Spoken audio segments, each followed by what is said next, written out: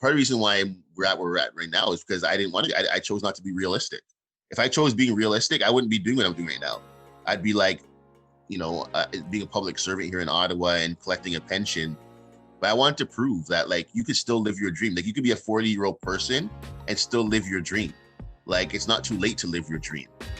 Hello and welcome to the Disrupt the Everyday podcast. We're here to help you navigate life while disrupting the status quo. Our discussions cover a number of topics relevant to everyday life. We discuss everything from relationships to entrepreneurship. We also engage in some difficult but important conversations. And now, here are your hosts, Brian and Tanya Hamilton.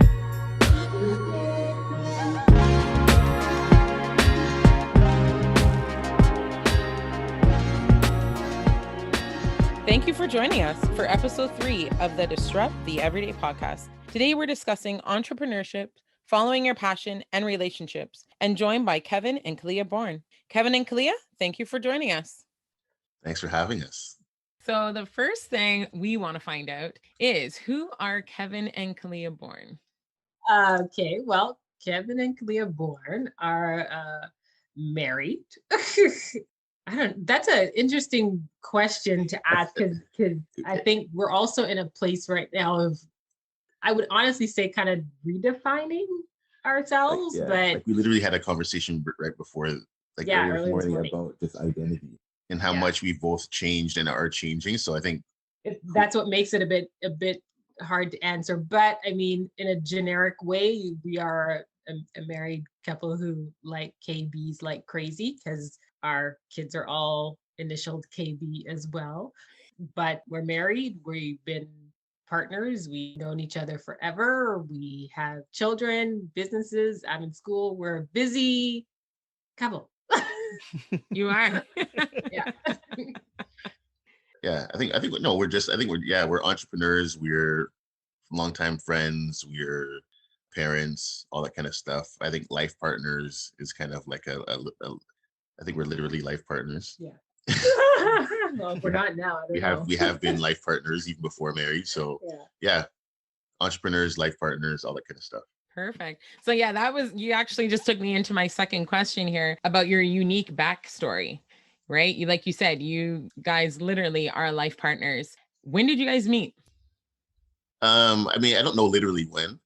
It's funny because people would ask like, what, how did you guys meet? I'm like, we don't know. It was so early.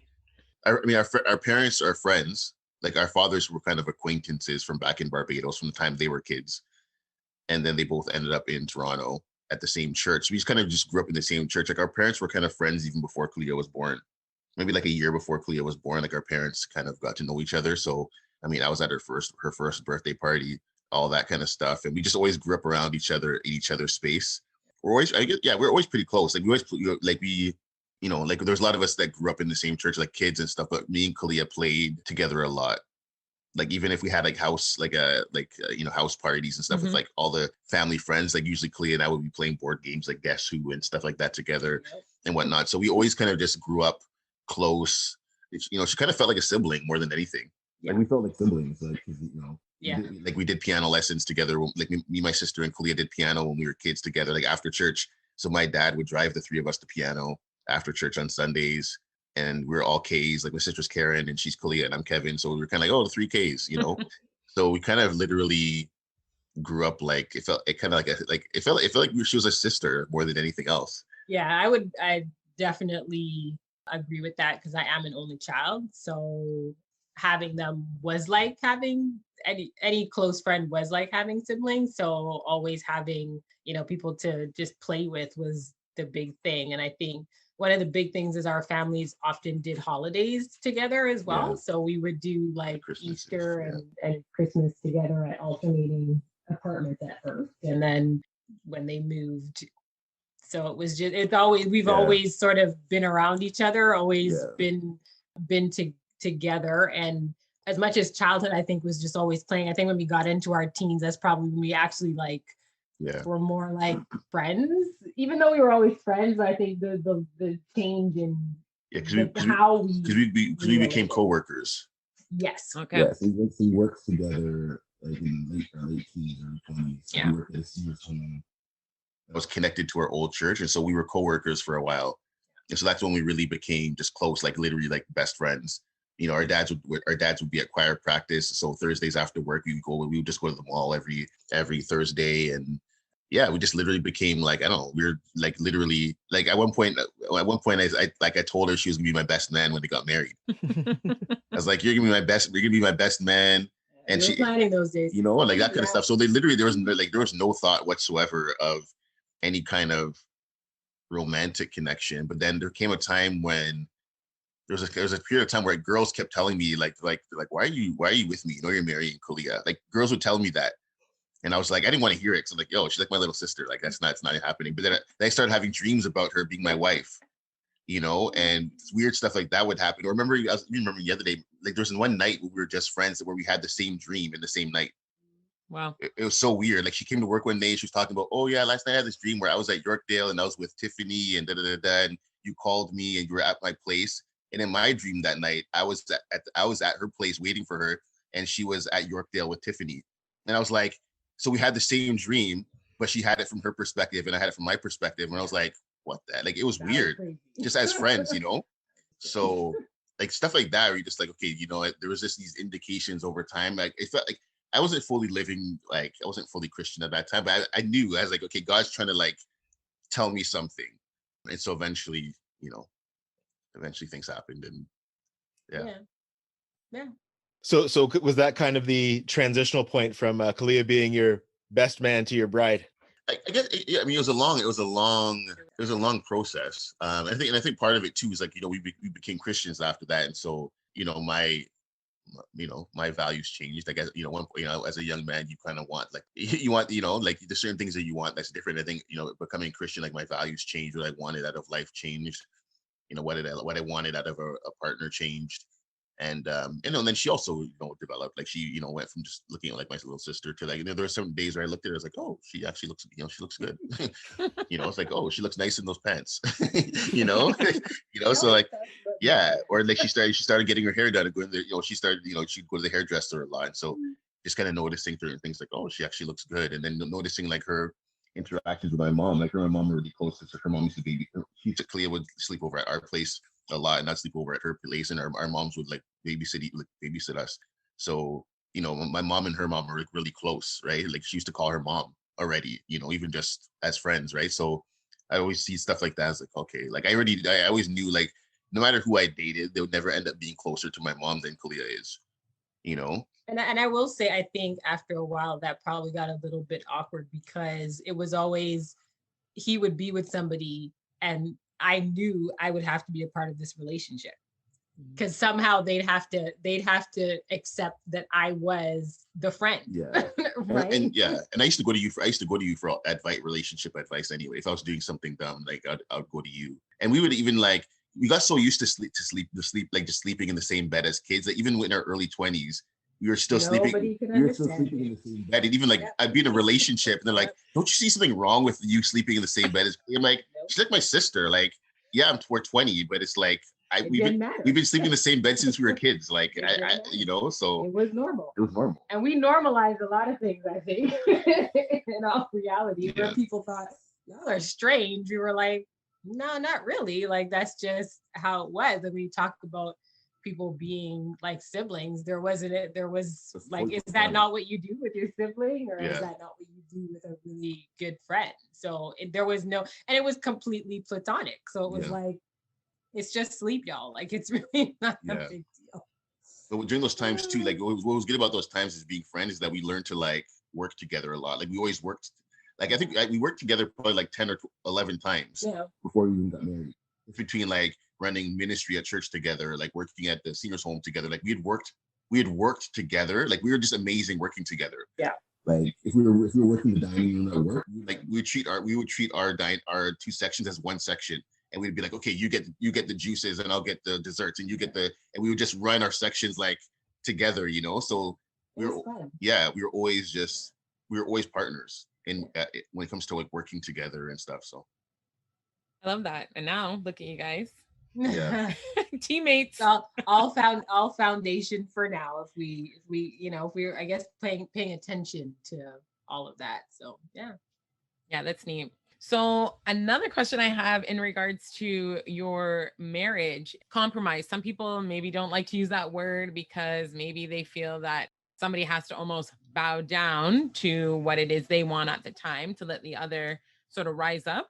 But compromise is a major factor in a marriage. So can you share how you both go about dealing with compromise?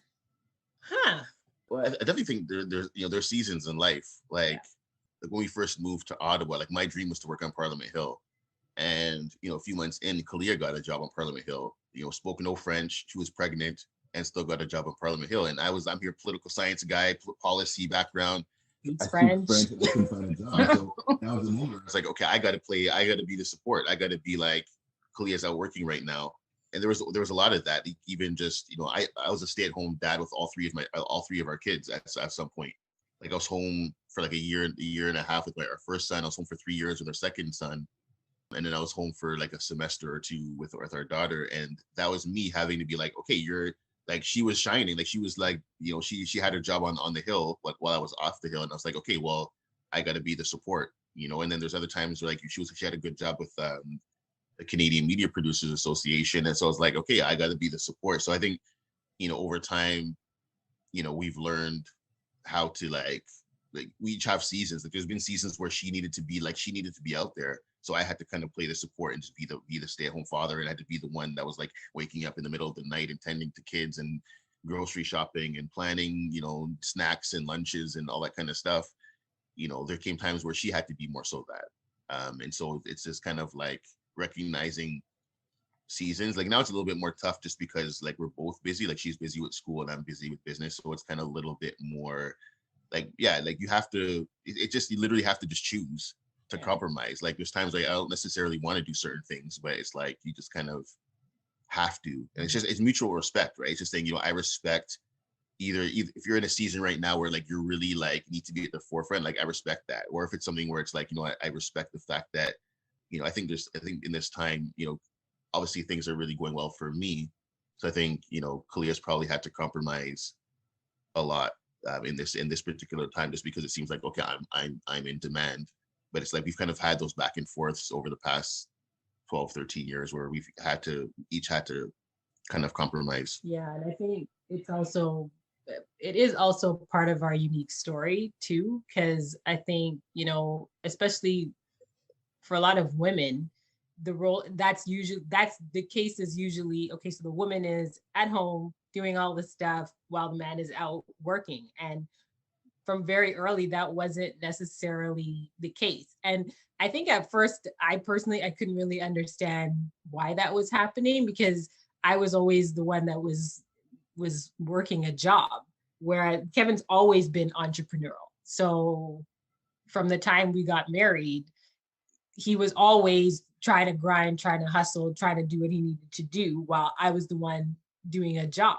And I think, I knew getting into this what that meant, sort of, just knowing that, okay, well, this is what, I have to do and that's what he has to do. And I remember there was a time just even before getting married that I had said to him that, because we were actually doing World Financial Group. So we were both trying to get our insurance license at that time. And I remember saying at one point to him, I just want to be the support. Like, I just want to be, I'll sit back and, help you kind of build. So I think, knowing that from the beginning kind of, just really helped my mindset anyway. But then just the way life sort of turned out, like we never planned any of this. Like the fact that we, the way we moved to Ottawa, what happened in Ottawa, none of that was ever the plan, but that's just how it worked out. And I would say we also did have that discussion about submission and what that meant to us and whether we actually wanted to follow along with that whole idea of, okay, well, he's this and you're this. And it's like, well, we're going to kind of have to be together on this, as opposed to you're this and I'm this, knowing that both of us are submitted to each other. So yeah, so compromise it's definitely a daily thing. It's not always an easy thing, because some days I literally hate it. being honest. But I've also owned that this is what we've got to do, and that's just how it has to get done, you know. The things that she's doing and I'm doing, they're both serving the same goal. Yeah. Like her even being in school to become an accountant, it serves what we're doing when it comes to what we want to do with the entertainment industry and everything. So it's like we're literally both, you know, like I've been on calls with other couples where like their callings don't mesh at all, right? So it's like I'm not interested in what this person's doing, like you know, like so for us, like our callings are very like intertwined, and so it makes compromise a lot easier because I know that what she's doing is feeding feeding what we want to do, and what I'm doing is it's all feeding the same thing. So it makes it easier to say, you know what, I'm going to compromise because I literally need you to get that accounting degree for what it is that we're wanting to do. So I don't mind doing that because I need that. Like that's an essential part of the vision of what we're trying to do. So, and I think sometimes too, maybe it's not for couples something so enmeshed, but maybe it's a goal of, hey, we want to pay off our debt. Or, you know, we want to buy a house, right? So yeah, you may not really like or support what your spouse is doing, but when it comes down to it, being humble enough to say, okay, I'm going to stay home so we can save X amount of money on daycare a month, right? Yes. And knowing that either way, the end result is what you both have in mind. Yeah, and I think that's it on the head. It's the commitment that you have to each other at the end of the day is long term. Like you didn't get into marriage for this short term, you know, no one gets into it like, I'm going to do this for 3 years and that's about it and it's over. Like, no, you get into it for the long term. So if it's going to be that long-term commitment, then you're going to have that long-term compromise for whatever goal you have. All right. The next thing I'm kind of curious about is you touched on the whole move to Ottawa. What was that all about? How did that come to fruition?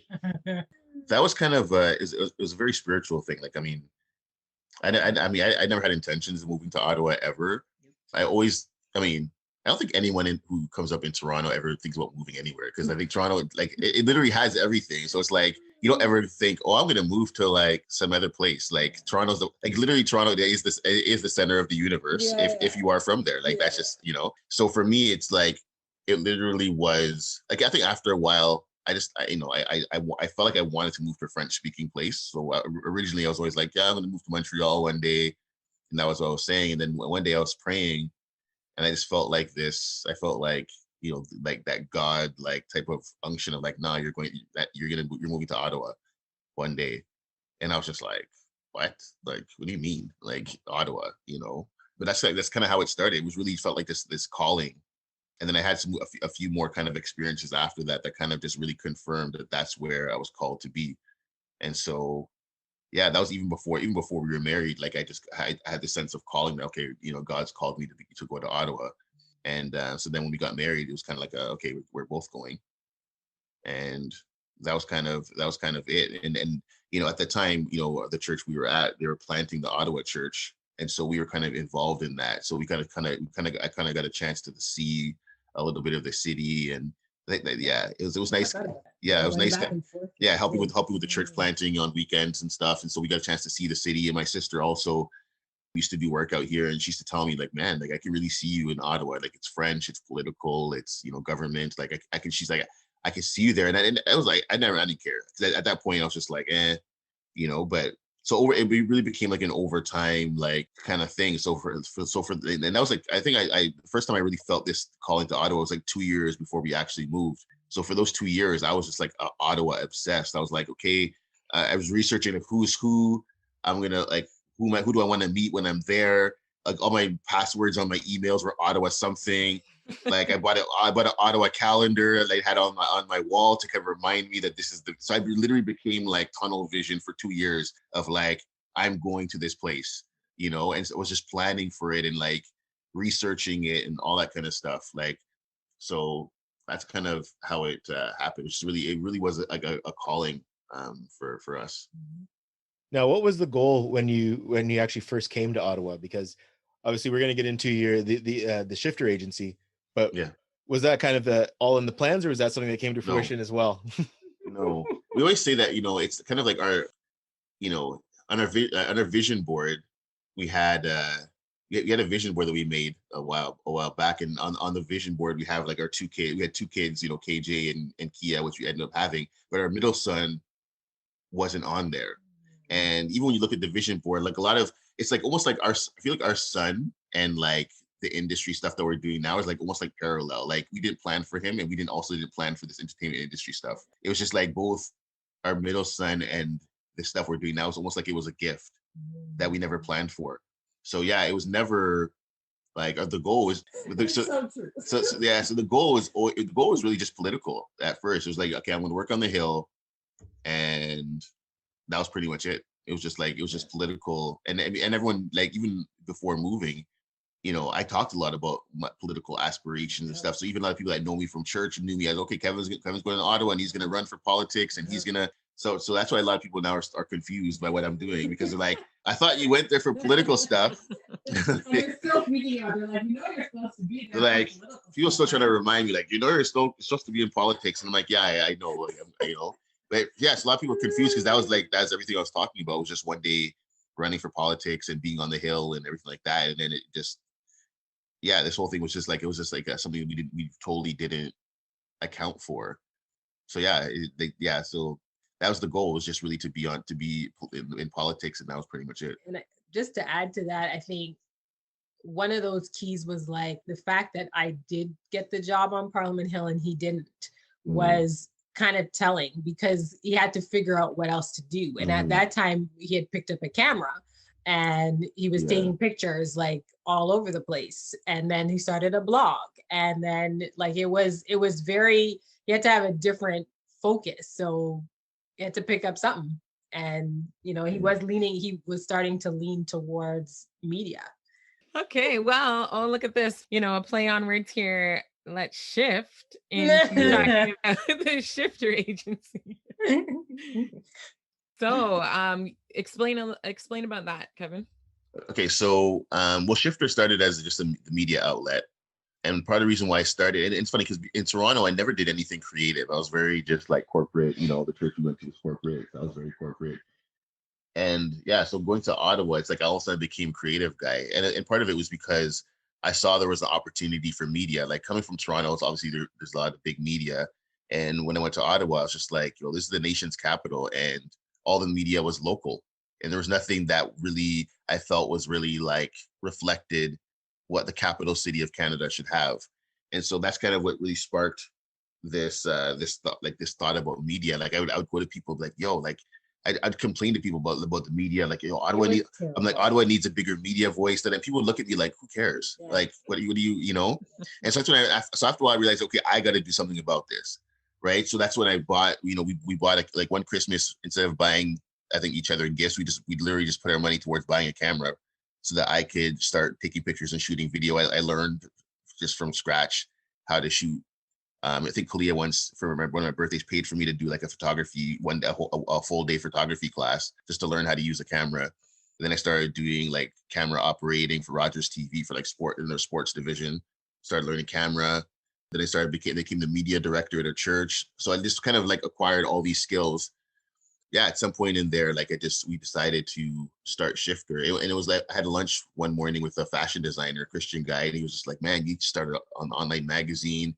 You should have these kinds of sections and whatever. And usually when people share ideas like that with me, I'm always like, I don't really listen. But something resonated with me. I was like, okay, this felt like a God thing. And then so 6 months later, the community, like, she was volunteering at church, and the community pastor was like, I have an idea I want to share with Kevin about a magazine I wanted to start. So after I was like, okay, because I was already thinking along those lines. And so, yeah, we met and we just decided on the spot, okay, we're going to start this thing. And we were really inspired by Oprah and just her ability to platform talent. We're like, all the people that came out of Oprah, like Suze Orman and Dr. Oz and Dr. Phil, were like, man, we need to create something that profiles talent, that platforms talent. And there's so many talented people around us that just weren't being recognized. And so we're like, man, we need to create something that could platform these people. And so when we first started, it was a faith and culture magazine at first. So we talked a lot about Christian stuff and still pop culture, but Christian as well, almost like relevant magazine type of thing. And then eventually we felt kind of the leading to take it fully non-Christian, secular, which was long and hard process. And then, yeah, so from there, once we really started, like we really just started serving the city of Ottawa with Shifter. We started getting on like, TV, like CTV, CBC, and all that kind of stuff, talking about culture in the city, talking about pop culture. And so after doing that, I realized like oh, I'm a PR person. Like I'm getting my team exposure, and we were starting to get recognized in the city and stuff. And I was like, man, like if I'm doing this for these guys, because at that point, just from getting my own team on all these different media outlets, I had all these media contacts, and I was like, why aren't I offered this as a service? Like I'm plugged into every media outlet. I should be like offering this. And so that's kind of where the idea of just a little bit of the agency came along, because I was like, I was just naturally providing services to my team that I realized I can monetize this by offering it to the general public. And also because I was a communications strategist on Parliament Hill, eventually when I did get on the Hill, I was always in communications, and I was like, man, I was a communications guy. Like, why aren't I offering this? And so it was really just, doing the agency was just like packaging all the stuff we had done over the years and creating an entity that we can kind of like monetize those skills through. Like, again, I was the media director at our church. I was creating like all the social media content, videos, like photo, social media. So I had all this whole skill set of like multimedia. And even on the Hill, I was managing the whole communications for a senator's office. And so I was like, this is work that I could be, or these are services that I could be offering and making money off of. So that's kind of where the agency came from. The way that this started, it sounds like everything just kind of, you hit the ground running and everything just kind of went exactly how you wanted it to go. Kind of. It's like, I think it's kind of like, I don't think I really knew where I wanted to go. It's just baby steps. It's like you do one thing. Like even when we started the media outlet, it wasn't like, it was just, we saw an opportunity. It wasn't something that we didn't pray about it. Like we just did it. It was a passion, it was a desire. We did it. And as we did it, things started to unfold. And the more steps we kept taking, like things started to unfold. And then eventually, like we just started running. And then it just kind of was a snowball effect. To a certain extent, yeah, it's almost like things just kind of happen as we plan, in a sense. And I think that's the aspect of like when you're partnering with God on something, as compared to when you're just kind of like our faith is very much a part of what we do. Like God is very much a part of what we do. So yeah, does it look like everything that we envisioned to happen has happened? Like, yeah, like one of the guys who was on our team is someone that we met at church here. And we always talk about it all the time. We're always saying, man, like everything that we said we wanted to do, we've either done already or we are doing. And I think, again, that comes back to the fact that we are partnering with God on what we do. So it's made what we do, I think, a lot more success. Like we're not kind of just like pulling at straws here and whatever. It's like, I do feel like when it comes as a family and as business people, like we have a very strong sense of direction in our home. Like we're not people that lack vision or lack a sense of direction. Like I do see things a few years ahead. Like I do envision where I want us to be and where things are going to go. And yes, things have followed that. So yeah, I think just having our faith in God integrated in what we do has made our chances of success and the things we've wanted to do, like it's made it a lot easier. I would say that, has it been perfect? No. There's been a lot of, it's taken a long time to get to this point, and we've had a lot of pruning, I would say, because, there's an element in there that we got into management, and we were managing artists at one point. And that was something that was sort of being done before. Like I was always, for me, admin was always the thing. So was I always helping people? Absolutely. So, when it came to artists, it was like, okay, well, we could try this too. And we had some success there, but we didn't have, a lot of success there. And it's not that it's necessarily off the table altogether. It just, at the time, it's, we've had our hand in there, but it's like, okay, we also need to focus on what we're doing right now. And if you prune a thing, so you're like, okay, well, this isn't working for right now, so we'll put it off and keep going with what's working, so, but it's definitely going in a dark, we definitely had years of struggle. Like we had hard years, like we had hard years, man. Like even when we were pregnant with our first child, like we literally we got to the point where we had no food. no room on our credit card, nothing in savings, like zero, like nothing to tap into whatsoever. Yep. And there was years of us literally having to walk in faith after we moved to Ottawa, because it's like we literally had nothing, or we had to leave our place by the end of the week and not know where we're moving to next. Like we had like these crazy like our families still don't know all the stuff we went through. Like this time we were eating from the food bank, car got repossessed, like we went through some stuff. Like, so we had to, like, we learned, but even in that though, we learned, because everything always worked out. So it's like we learned how to like weather storms. Like we learned how to weather rock bottom. Like once you hit rock bottom, it's like you no longer fear rock bottom, because you're like, I've been there, I've been there, and I survived, right? So even in these times, like all those times helped us, even during COVID, even during all the stuff, like because we had gone through so much like hard times and learned how to survive. Like when COVID came, it's like we're good. Yeah. we've been at the worst. We've been at the worst. So it's like with kids. You know, it's one thing when you're just married, you're too busy, and when you got kids and you're like, so what's happening here? Yeah. Those years, like now we're in a group. Like now we're in this, like now we're in a time where it's like, man, like it's successful, But even with Shifter, it's like for the first 5-6 years of Shifter, we weren't even making money. And that was kind of like our fault. Like I purposely said with Shifter, I was like, you know, I told people that we work with, I'm like, let's not focus on making money right away. Let's just focus on building the brand. So I was like, if we build the brand, then we could just monetize the brand, right? Like Apple, like, you know, like Apple, Apple, they built their brand to the point where it's like, as soon as they introduce a new product, it's like people want it because it's Apple, right? So I was like, let's build the Shifter to the point where people love the brand. And then, so for the first how many years, we weren't even focused on making money. We're like, let's just dominate the city. Let's just put Shifter everywhere. Like TV, radio, you're like Shifter, like everywhere. And so that was the goal. And so eventually we had to like say, okay, we need to make money now. And that was a transition because, you know, I'm a creative guy. I was never great at making money, right? And I'm also a nice guy too. Like I'm very nice. So it's hard as a nice guy, you know, who's a creative guy, to actually like make that transition to actually making money and be able to tell people no, or be able to tell people, you know, like that kind of stuff, and actually like hold to certain standards. And so even learning how to become a business person was a challenge. And even just and I also realized that the mentality of church also like there's a lot of mentalities that you learn in church that don't translate well to business.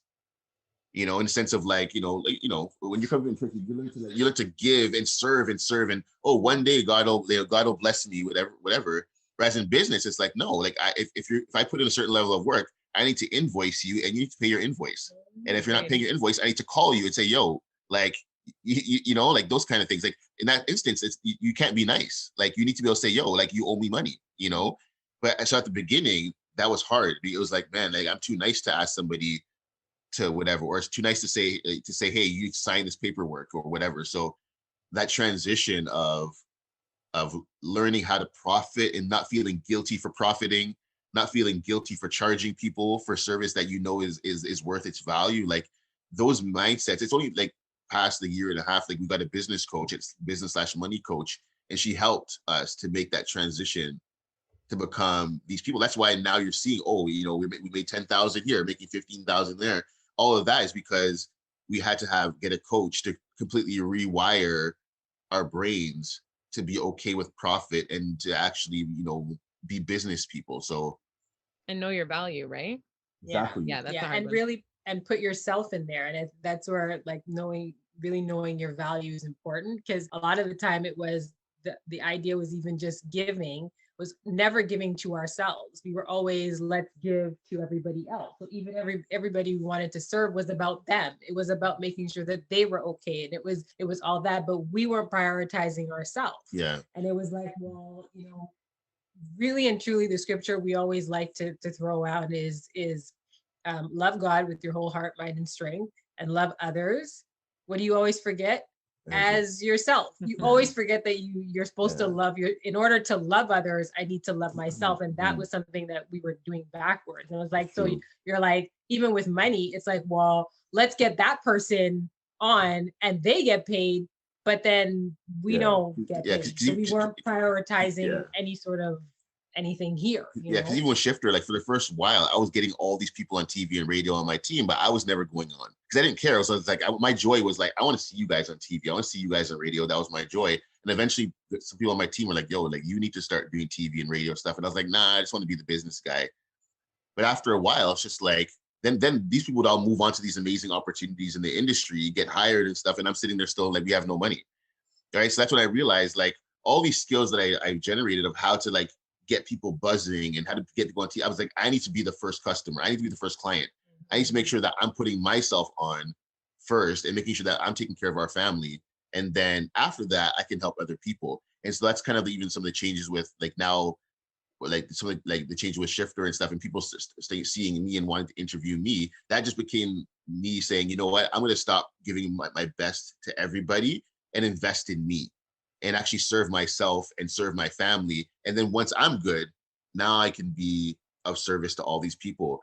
But for a long time, even when it comes to the city, like I have such a passion for the city where I would do things, I would slave over like doing things for the city, even if it meant I was getting, like even when we started a radio show, I had a daily radio show here in Ottawa and I wasn't getting paid for it. It was just volunteer, but I was spending like 4, sometimes 6 hours a day, like slaving over this radio show because it was a huge, like it was gonna be huge for Ottawa and huge for the artists, but I'm like, I wasn't getting paid, right? And so like then we end up suffering as a family. And so I would do things like that where I'm like, man, I'm serving the city, I'm doing things for the city, but I'm like, I'm not helping myself or I'm helping my family. So I had to switch that and say, you know what, I'm going to help myself and my family and my company first.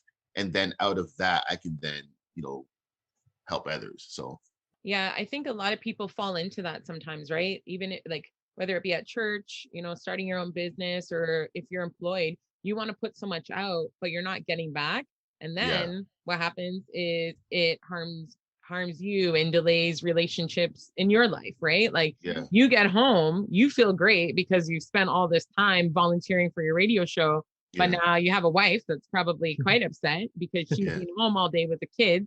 And on top of that, you're not even coming home with like a paycheck, right? Exactly. And I think we all fall into that at some points, but you really have to have that boundary of, okay, I can give, but there has to be a line of where I stop, right?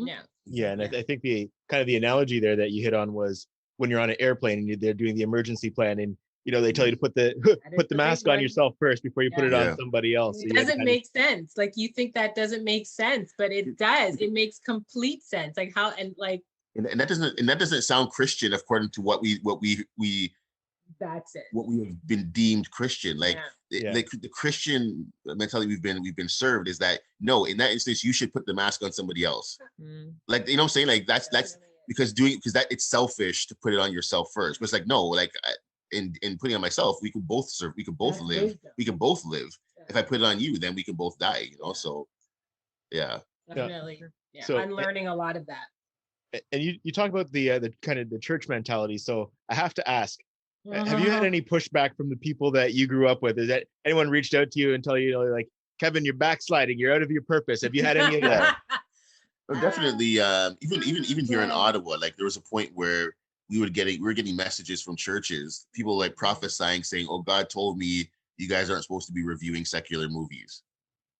Like stuff like that, or just like, or people like definitely people have unfollowed me, like people that have known me from like the church that we went to, people have unfollowed me on social media. People that make assumptions, and that's the thing. Like I remember, even when we were back in those days, like we used to look at the Beyoncés and be like, oh my gosh, like, and assume that like the assumption was that anybody who's out there in culture isn't saved.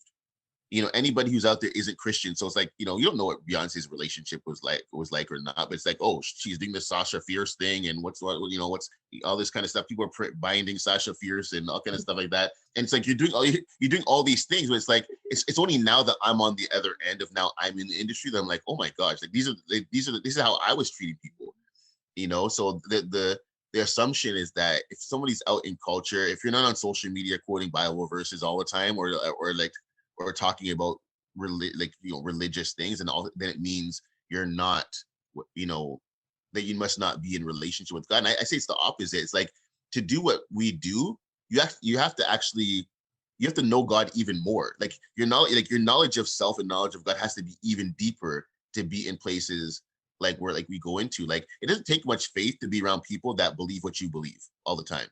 It takes faith and knowledge of self and knowledge of God to be in spaces where people don't believe that what you believe, and you're still able to stand in your integrity and stand in your identity for who you are. So it's like I feel like I know God even more now than I did before, than I did then, and I'm even more grounded now than I was then, because my faith wasn't being tested before, but now, you know, being in certain spaces where I'm around drugs, I'm around all these different things, I'm around whatever, it's like now it's like, okay, I'm really grounded, and I really feel like my knowledge of God is even more, just because again, I'm in spaces where, yeah, I'm in those kinds of spaces, and it really, like, I love it. You know, you see Jesus, you know, he's out there with the tax collector, he's out there with all these different people, and I'm like, those are the people that you need to be in relationship with. Like, those people that need hope, you know. So I have to say I still struggle with that sometimes. Yeah, because Kevin's more involved with a lot of things than I am.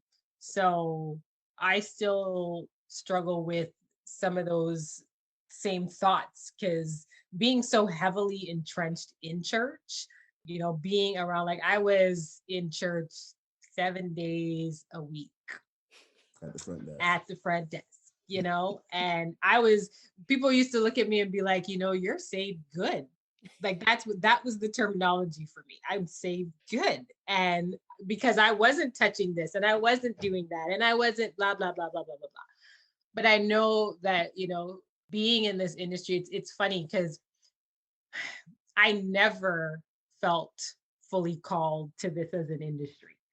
And then getting a job around this, one, not thinking that this industry even existed in Ottawa, like that's a weird thing. Like Toronto is where it's at when you talk about entertainment and media and all of these things. And then finding a job here and getting to know the Canadian industry, like film and television specifically, was a big deal. And so then I was introduced to a lot of different people, and these people don't look, sound, talk, nothing like you know, anything that I would have known, because even on the Hill, I worked for a Christian MP. So that was also different. And there was a whole community of like Christian people. There was Christian people on the hill that we were all like. We'd have our weekly meetings as Christians on the Hill. So it's like it still felt like it was still very like, oh, this is safe, right? So getting out of that and actually being into something that was totally not Christian, and just being around people who just swore every second word was really different, because I was like, I don't know about this, guys. I don't know. But I had to sit there and I had to be in it, and I had to be like, okay, God, I'm still okay, right? Like I still had to like be like, but you're okay. Like you are okay here. You can handle this here because you are with God here. Like God is, and God is here with you. Like if he's around, then he's around. So Kevin made some comments. I don't even remember what it was, like maybe 2 years ago or so. I don't know. And somebody from that church messaged about, you remember that you're supposed to be in government and you need to watch what you say. And I was like, that's so interesting, you know, that you would say that. And from then, like, we've learned so much. Like I've learned so much about just, you know, how am I going to get out there and be around the people who are not like me? Or how do you even then get the word to people who really need it if you're not going in the places that people are supposedly not? And I think what's surprising me the most is the fact that as I venture out and look at different things and watch different things, and I feel like God is even challenging me to watch and consume different things, so that my whole mentality begins to shift. And the more I'm out here is the more I'm seeing there are people who are saved all across this industry. They just don't look, sound like the religion that I once knew, but they are fully like you listen and you're like, wow, you know more than me. Like you like what they've received is they really understand the power of grace. And that's something that I know I still struggle with understanding, is the power of grace. Like how is God overlooking all of these quote unquote issues and all these things that you're going through, you're sitting there watching somebody still smoking weed and still all of this, and God is so entrenched in their life. And every minute they're thanking God, and they know every opportunity they have is from God, like, because they're in relationship with him. And that is the most like mind-boggling thing to me sometimes, is the more people I find that I'm like, wow, you're a Christian. Oh my God, I'm so shocked. Because I would have never, because of how you grew, like how, you know, where we were, everybody out there was in sin. Like there was no safe person out in the world doing anything. We were the ones that were, oh, I'm great, I'm mighty. But all these people there's a whole grouping of people that are out here in the industry that are saved. And then for me anyway, it started to look at, I'm like, there's a place for me out here on two sides, where one, I can find community, but on the other side is I can actually also be a support to you. So because we know it's not easy out here being a Christian and around all the things that you're around, and try to stay grounded. So if I'm like you, then we can now find common ground. And that's sort of like a place that I'd like to interject myself, is like, okay, well, let me find the Christian folks and be like, well, I'm here for you. You know? Yeah.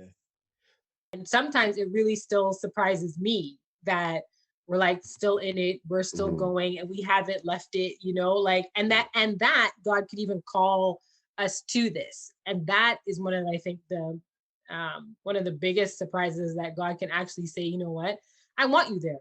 And what does that mean then? That not everybody is out to be like, you know, not everybody is evil. Not like, he's concerned about this industry too. And not even for the reasons that everyone thinks. Like, it's not even about because everyone's in sin. No, it's because he's still desirous of all of us having some form of dominion. And like, he's trying to be in this industry. Don't you think he wants people to laugh? Like, laughter is still important. So if laughter is important, then comedians are important.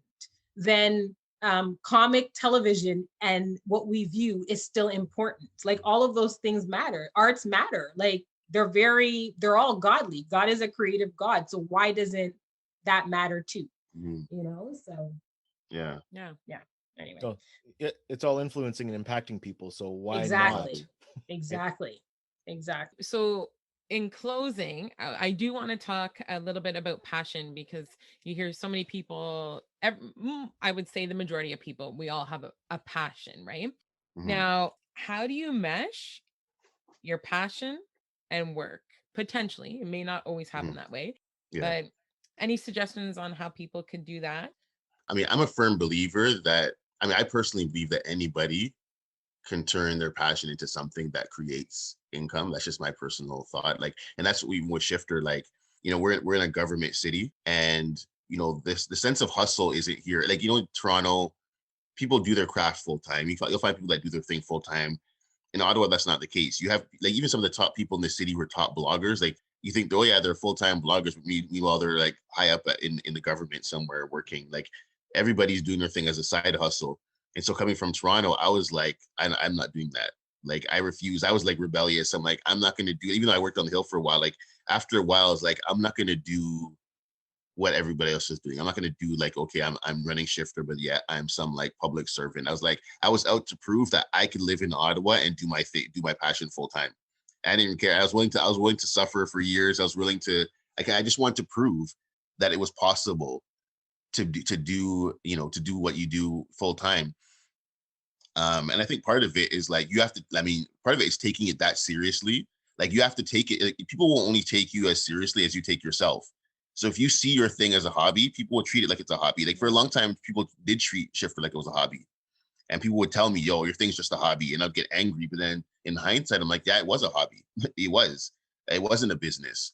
And so the first thing about when it comes to your passion is like, you have to decide if you want it to just be a passion, and do it as a hobby. This is something that you enjoy. That's fine. Like, just do it as a hobby, because sometimes monetizing something can actually take the joy out of it.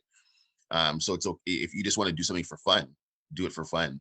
But if it's something where you actually like want to make a career or business out of it, you just have to decide within yourself that you're actually going to take it that seriously.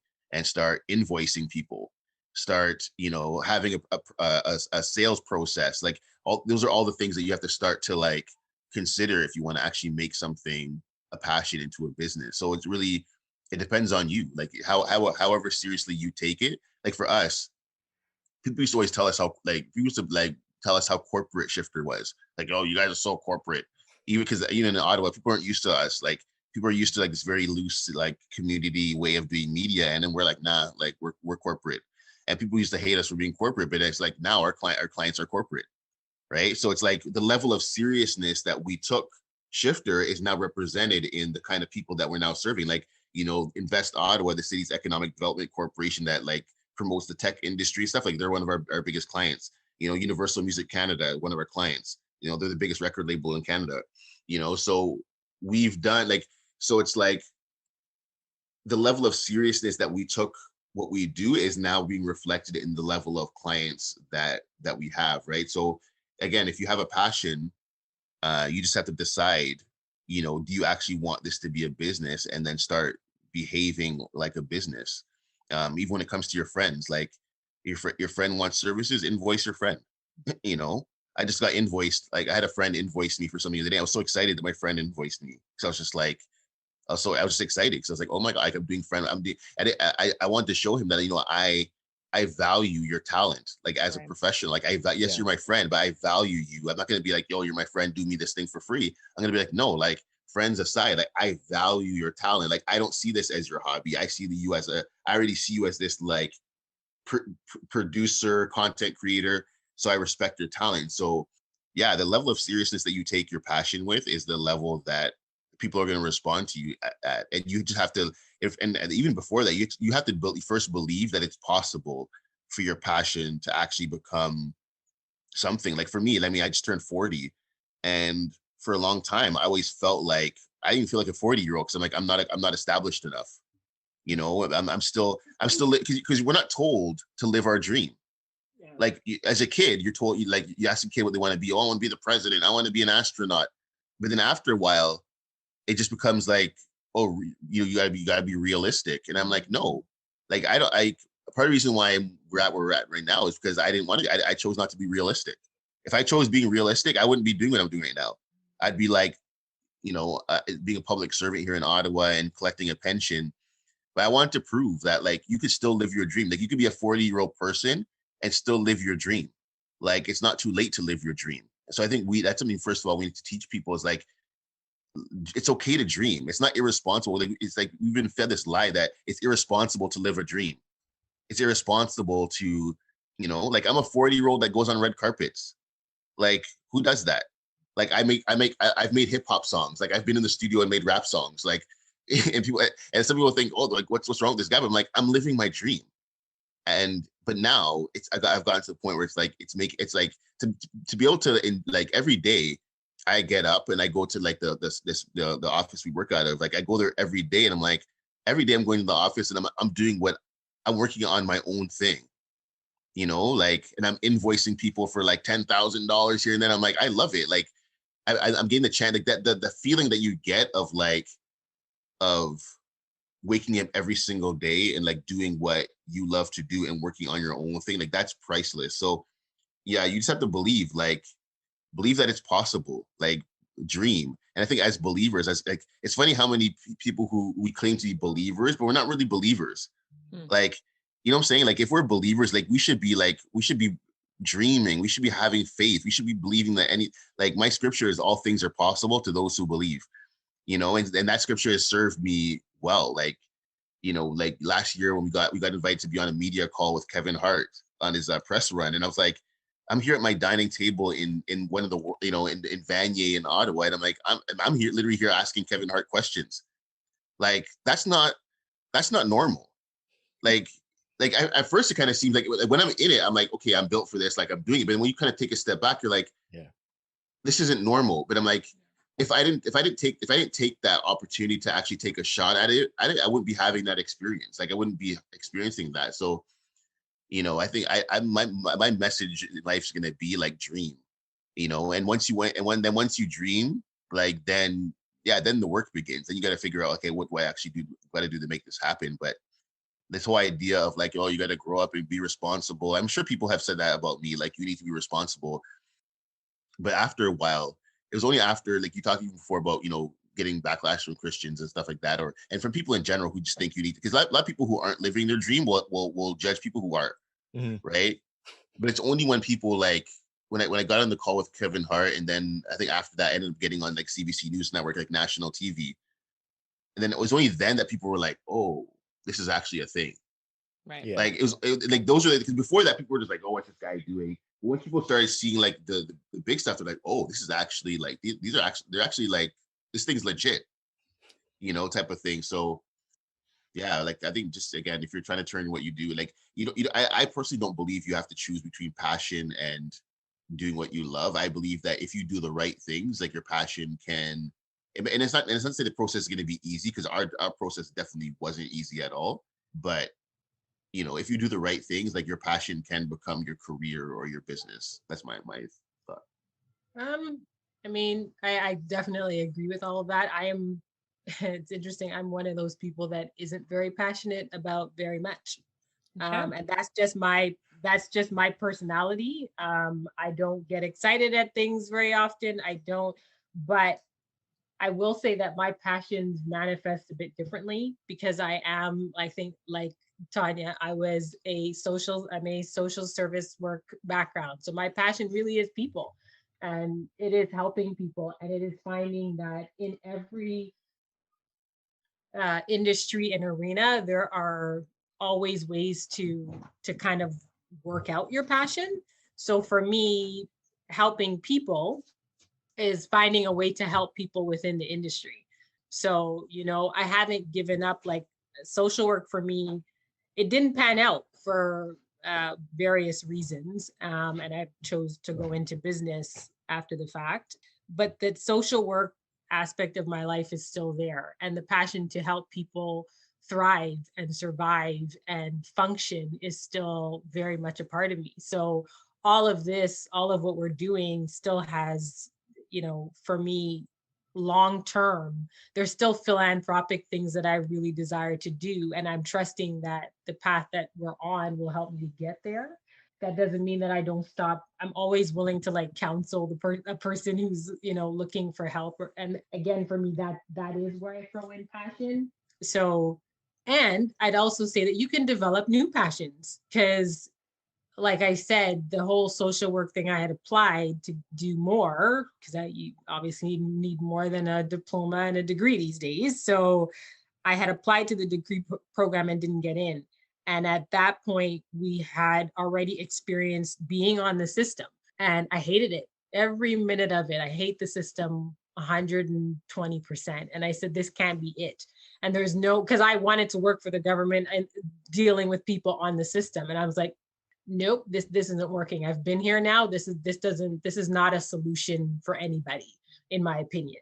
Yeah. And so business for me was the route. And I'm specifically in accounting because I saw the how much like finances is a huge part of anything. So from an industry perspective, it's a huge part.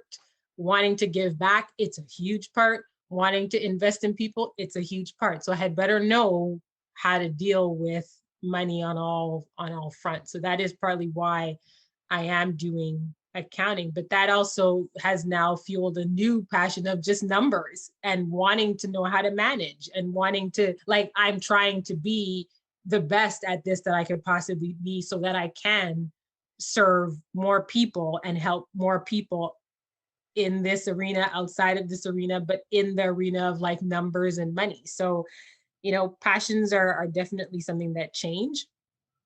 And I think that's one thing Christians don't agree with either. It's like, stay in the one lane. You're always in the one lane. Don't come out of that one lane. Like, no, God can help you change. Like he can change. It's okay. It does happen. And that's okay, because we're evolving people. And I think we were created to do that as well. So for me, definitely, I would say, if you have a passion, definitely follow it. If you don't know it, don't be afraid to try a few things and try and find something and figure out what works for you, because there is so much out there that you you could be doing and you might find a passion for, and you might, because I think, again, I never thought I'd be someone that really enjoyed being in the entertainment industry itself as much as I really enjoy like movies and TV and stuff. I never thought, oh, I could actually get into this and like do this. And that actually does excite me. Like, that's like, ooh, I can't wait to get on a movie set. Like, I can't wait for that. Cause I'm like, for all the years and all the time that I'm entrenched in consuming a good story. And I am very entrenched in stories. Like, I'm that person that cries when you're watching TV and a storyline hits you. Like, I am that person. So to actually be in that industry and be a part of it is going to be amazing, so, but yeah, passion for sure. Like, just follow it, find it, and don't be afraid if it doesn't look like anybody else's either. Like that.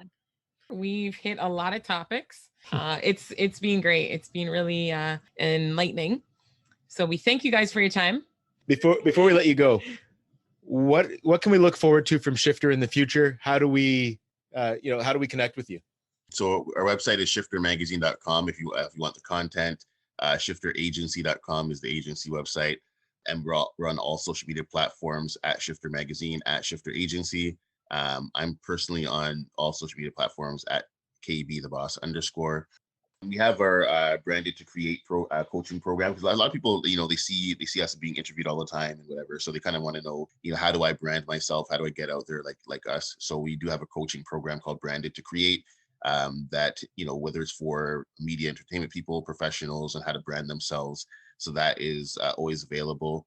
And then we'll be restarting our YouTube channel very soon. Probably in the next few weeks, we'll be starting our YouTube channel, and we'll have a show called Boss Talk. We'll be talking about business stuff and just life and culture and whatnot. And the last thing is we have a show. I'm hosting and producing a show for CBC Ottawa, all about Ottawa music. So that's coming in a few weeks. So that's what we have coming up. Awesome. Well, thank you very much. We appreciate your time. And again, it's always a pleasure. Thanks so much, guys. Thanks for listening to the Disrupt the Everyday podcast. For more ways to listen, connect with us on social media. To be a guest or to partner with us, check out our link tree at Disrupt the Everyday. Join us next time for more ways to disrupt the everyday.